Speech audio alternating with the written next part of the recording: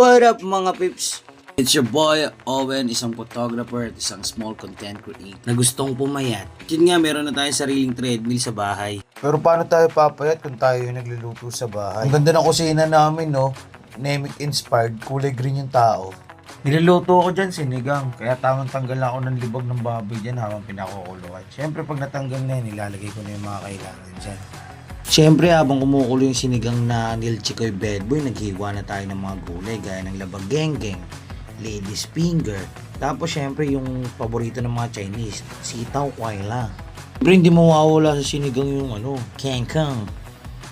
Kaya paano papayat ang tao kung ganyan ang mga ulam sa bahay? Pero nandun pa rin tayo sa goal natin na pumayat, kaya bumabalik tayo sa pag-gym after ng ilang araw ng pagpapahinga.